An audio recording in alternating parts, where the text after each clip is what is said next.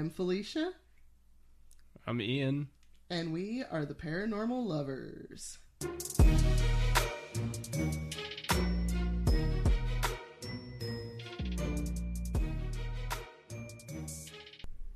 Hi guys. Hey guys. Welcome back to another week of the Paranormal Lovers, episode 8. And this week we have another Ian story for you. Yay. Yay. So what do you got for us this week, Ian? Okay. This week we're going to Brushy Mountain State Penitentiary in Tennessee. Spooky place. Fun. Evil place. Penitentiaries tend to have that kind of reputation. Yeah, they sure do. And so this place is located in a place called Penitentiary, Tennessee. It's not far from there is the state penitentiary named Brushy Mountain State Penitentiary. Some know it as the Gates of Hell. That's fun. Yeah. And then others call it the end of the line because... I mean, if it's the Gates of Hell, I guess that's the end of the line. Is there like a password I should be aware of? Password? Just kidding. Like knock on the door and they're like, password. Oh, I don't know. Like Beelzebub. I don't know. Right. Originally, Brushy Mountain was a coal mine. Also, trigger warning, I'm going to be talking about historical 1800s, so people like slavery, yeah, lots of death. So at the end of the Civil War, the railroad business was booming and coal mining was very profitable. The way coal mining worked back then, if you wanted to be a coal miner, then the mining company would build you a house. And then when you started, they took money from your wages to pay for your housing. I've heard of that. There's a name for them. They're communities that are built up around like a certain company and whatever job force it is, like manufacturing or mining or whatever. It had to be horrible because like pretty much the mining company owned you. Yeah, Bailey actually did a dark history about it. I think it was the banana episode. And before anybody comes at me talking about, I wouldn't trust Bailey Sarian, she has a whole team of people researching this stuff. So it's not like she's just, being a Google University graduate on Instagram. Anyways. I wish I had a team to research for me. I tell you what, we'll get there someday. Right. But yeah, they would they'd take your wages, but like you got like food rations or something. They'd have like stores, but they were owned by the company. Yep. So any money you did get was going back to the company. That's what I was about to say. The mining companies also opened stores selling food, clothes, and supplies for the workers, like pickaxes, boots, all that stuff. And so like not only were they taking your wages to pay for your housing, but they were taking your wages for your food. Yeah, like you weren't being able to go back out and put your money into the economy. Your money was just going back into the company. Right. And oftentimes they inflated the prices. Oh, yeah. Because that was the only place that they could get their food. I can imagine in the 1800s in Tennessee, this place was probably just in the middle of nowhere. So it's not like you can just run over to Knoxville and grab something real quick. Oh, yeah. I remember when, not a lot of roads were as big as they are now here. But anyways, workers piled up their debt working, basically. They just went into debt by working. They often had little left from their low wages, and after taking care of their families, they didn't have anything. So the Coal Creek miners decided to do something better, or to better their situation. And what they would do is they would go on strike during the winter time because coal prices were higher during the winter months. So the companies would work out a deal and they would hire the miners back at an increased wage. Mm-hmm. So that's how they started, getting ahead to start paying off the company. That's how you start a union. Right. It's how unions started and stuff. But which really didn't happen in the South, though. This was the South back then, so it's I guess right it on depends the on kind of border.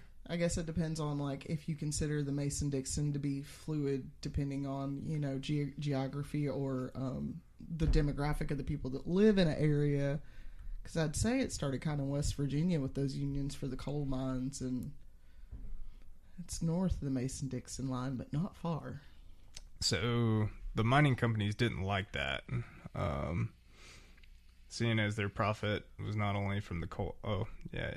But so the mining companies decided to adopt a new convict lease program. Oh, Jesus Christ, the private system, prison system. It gave them more compliant, more cheaper and more compliant workforce by, you know, using inmates. I'm gonna tell y'all right now, I'm a big fan of Bailey. Y'all need to go listen to Dark History because she has a lot of in-depth stuff on a lot of stuff Ian's talking about in this episode. She did a whole thing on the prison system too. So, well, the prison lease system started in the South because the state governments couldn't afford to build and maintain prisons.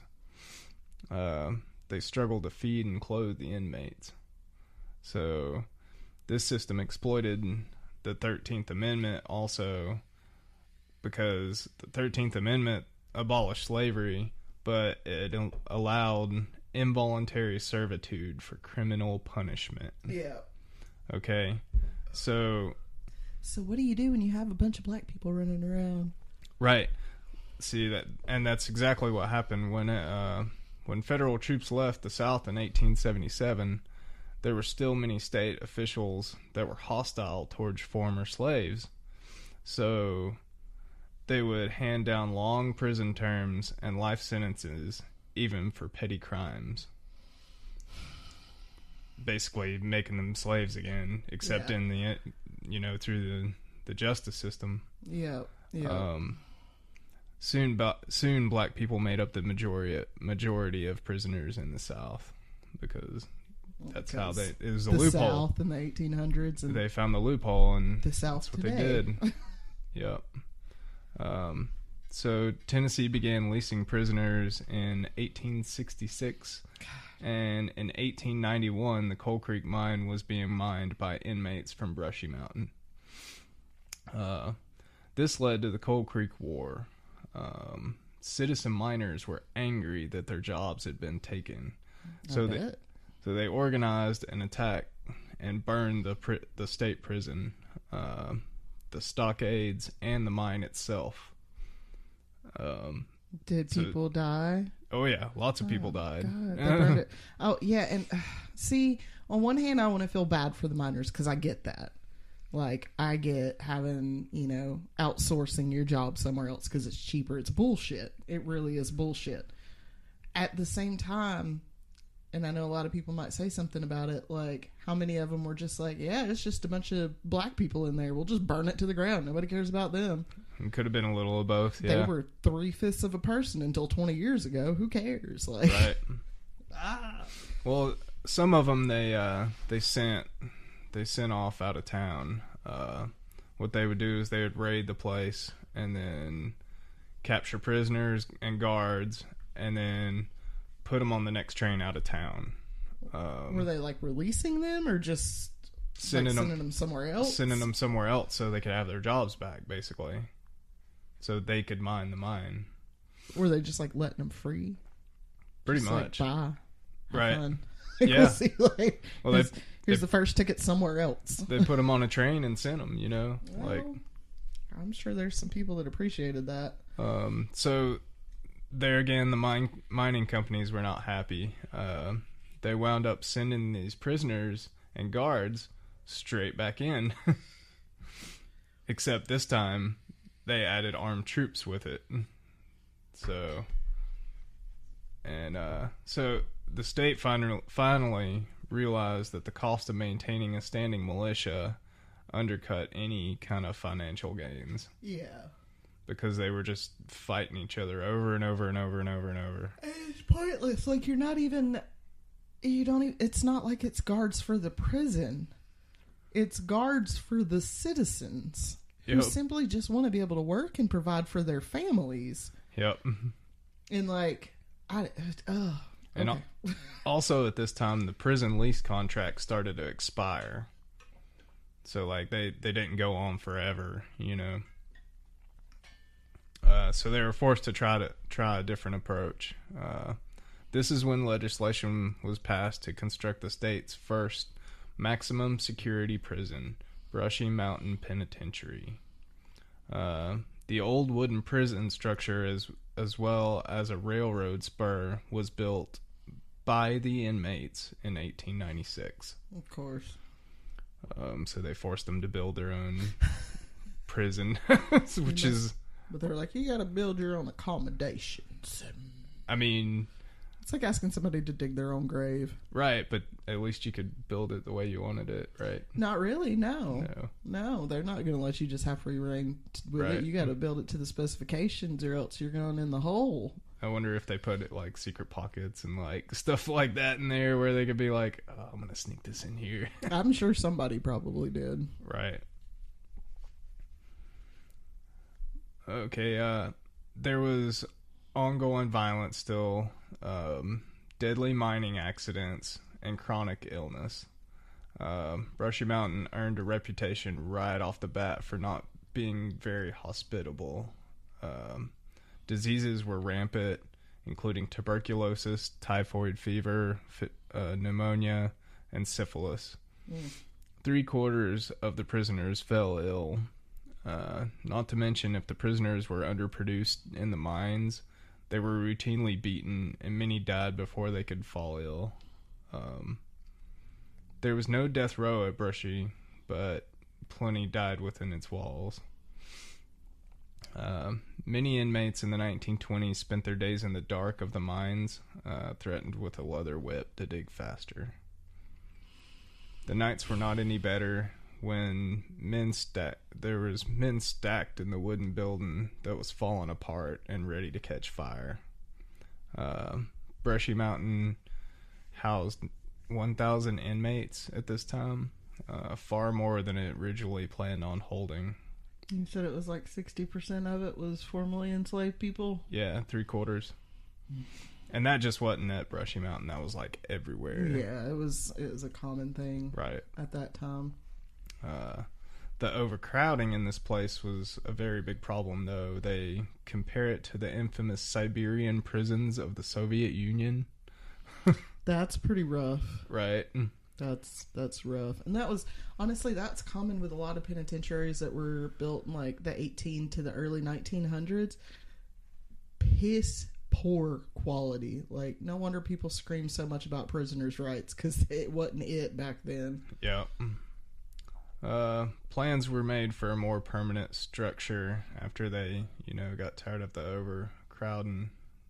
And it was made to be built from concrete.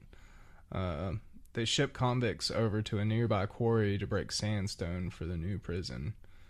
They built it in the shape of a cross and was to stand 4 stories high. In 1934, they also built a stone wall around Brushy. It was an 18-foot tall wall and had battlements that stood at the top of it. Like they needed any. Like, this place was, it's in the middle of mountains. It's still pretty remote, like, looking at the pictures of it. 18 feet, though? At this time, Brushy seemed to get a little better. It was a little safer, more sanitary, and offered prisons redemption with Christianity. Although mining remained the sole mission until 1960, so they were still killing people by making a mine. Honestly, it was kind of just the private prison system. Yeah. In general, they were doing that, like you said, across the South, just leasing out prisoners, and that was the gain, was making money by leasing out prisoners. It wasn't about rehabilitation. Yeah. In 1969, the prison reclassified as a primarily maximum security prison. They also added 100 beds for lesser offenders. Outside the walls, many of the minimum security prisoners took jobs serving the public. Brushy became the last stop for the worst criminals. If you wore out your welcome in other prisons, or kept committing worsening crimes, you were sent to Brushy. In 1957, after shutting down the hole, which is like an isolation cell. The hole. Right. With total darkness. I think most people can figure out what the hole is. Yeah. The prisoners... Let's see. Hold on, I lost my place in my notes. You're good. I was just sitting here thinking that, like, this kind of sounds like Alcatraz of the South. Yeah, kind of. Like, the it's worst a really of the worst go there. The worst place. So after they shut down the hole, 1957? Something like that. They built D Block, which was to keep the worst inmates. It was just the... Deviant. Yeah, the deviant worst guys. block. You can't put them with nobody because, like, they'll stab them. And D Block was built atop the old death house where they kept bodies of prisoners that had died from either mining or, like, you know, when people died in the prison, they put them there. Ain't no blaming this shit on the indigenous people. This is 100% y'all's stupidity. And they would put the prisoners at the death house before they sent them back to either their families, or they would bury them up on Pauper's Cemetery that was on the hill above the prison. So there's a graveyard there as well. Fun. Yep. The most famous of Brushy's prisoners include MLK's assassin, James Earl Ray. There was also the fast food killer was there. And many others. There was like a tax guy too that was like killing people for taxes or something. Jeez. I didn't get to go too in depth on the prisoners on it because I was looking at the place more, but yeah, and we're not necessarily a true crime podcast. It is interesting to learn a little backstory, but I don't need to hear about the fast food killer. Right. There were many escape attempts as well. None of them got very far. Where are you gonna go in the backcountry of Tennessee? Right. It's the woods out here. So, plus it's kind of steep and mountainous, so it's pretty hard place to get away from. Yeah. James Earl Ray tried and was caught only 2 miles from the prison and suffered several stab wounds during the process. Jeez. Like from the guards? I guess they stabbed him a bunch with the guards, yeah. Huh. Because he was trying to get away. But that seems excessive. I'm used to people beating them. It might have been from inmates too, though, because like I can imagine if you've got 3/4 of the population that right. is like black people, right. and you just assassinated like an icon of the community. Yeah. You're in trouble. I mean, this place was really bad during that time. It was like boiling over with tension. Yeah, because that's the civil rights era. So yep. And in the South, in Tennessee, dear God, in Tennessee, and you have whites in cells and blacks in cells, and they don't. Yeah, they're not mixing. They're not. You probably got like a lot of Black Panthers in there. You probably got some Klansmen in there. And well, they didn't separate them in the prison, so you'd have like a cell of white people, and then the next cell over would be a cell of black people.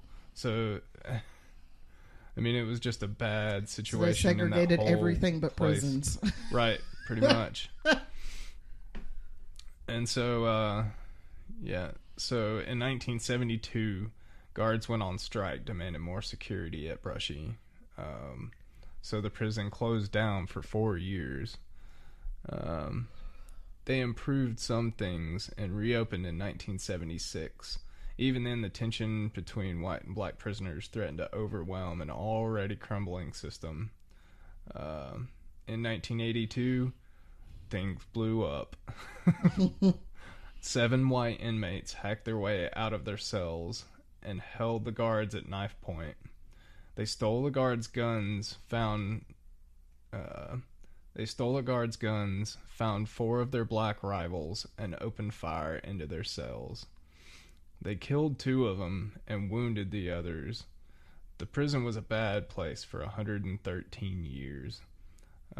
It finally closed July 11th, 2009. It stands as a part of a bloody and violent history. I'd say that's absolutely ridiculous. Let's see. It's a very active paranormal site as well. Brushy Mountain can be visited through a tourism site. It's called tourbrushy.com. And the people that visit there have seen lots of activity, including footsteps, apparitions, disembodied voices. People have been touched, shoved, scratched. Don't touch me. Don't touch me. Lots of times there's loud bangs like you hear in most all the other prison paranormal videos. I guess just cell slamming. Yeah, I mean cell slamming, people throwing stuff. There's unexplained shadows. There's also, they say if you bring a cigarette and light it in one of the cells, one of the prisoners will smoke it from the beyond. Yes, one of them liked cigarettes. You know what? We'll take some cigarettes when we go. We'll give them a. One of the stories in there is one of the murals in one of the buildings. They claim to see a bloody hand reaching through one of them. What the fuck? Yep. Why? Everyone who enters the dreadful place senses, dread and oppression. Like, you could just feel like, I don't know. There's so much going on in that, like, that space. Like, the oppression alone. Good Lord. But that's about all I got for Brushy Mountain. It's a crazy place. I'd like to go there and paranormal hunt it, but I'll go with you, but only during the day. Like, some of the YouTube videos that I watched on it were really interesting. They had they saw shadows, and they were doing, they had some EVP interaction. That's crazy. Yeah. The hand one of them I watched. They lit the cigarette, and you could see it burn down. Yeah, you could see it kind of light up for a second, and then like he was taking a puff off of it. Right, because they turned the lights off. See, that would be one thing I'd really like to see. I would be like, all right, dope.